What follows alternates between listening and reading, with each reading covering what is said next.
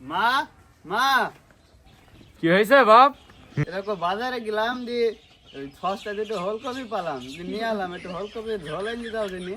আমার ছেলে বাজার থেকে ওলকপি নিয়ে আইছে। আমি তো কোনোদিন ওলকপি রান্ধিনি, ভাজি করি। তুমি যখন বুঝছো তখন রান্না করি, তাহলে আমি ঝোল খাচ্ছি বাপ, তুমি বাপ খেয়েও। মা তুমি তাহলে ওলকপি ঝোলটা করো, আর মাঠে একটু কাজ পড়ে আছে, কাজটা করে আসি, এসে খাবো। আচ্ছা বাপ, তাহলে তুমি যাও, আমি ওলকপি ঝোলটা করি। এ দেখো ওলকপিটা প্রথমে আমি কুচি কুচি করে কেটে নিলাম।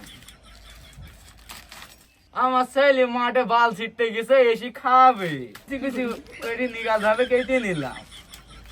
এ দেখো আমার ওলকপি কাটা হয়ে গেল, এবার নিগাল ভাবে ধুই নেবো পচা পানি দিয়ে। এ দেখো আমি পচা পানি দিয়ে ধুই নিলাম যেন জীবাণু না থাকে।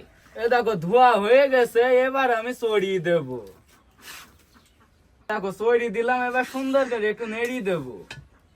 পরিমাণ মতো একটু নুন দিয়ে নিলাম। এ দেখো এবার একটু পরিমাণ মতন হলদি দিয়ে দিলাম। এ দেখো এবার আমি একটু মধু ঢেকিয়ে দেবো। দেওয়া হয়ে গেল, এবার আমি ঢেকিয়ে দিলাম। তো আপনারা দেখতে থাকেন। তো আমার ওলকপি ঝোল হয়েই গেল। আমার ছেলে মাঠে বাল ছিটতে গেছে, এসে খাবে এবার। মা ওলকপি ঝোল হয়েছে? এ দেখো বাপ হয়ে গেছে, এবার খেয়ে দেখো কেমন হয়েছে। মা খালি দেখি খেয়ে কেমন হয়েছে, আপনারাও দেখতে থাকেন।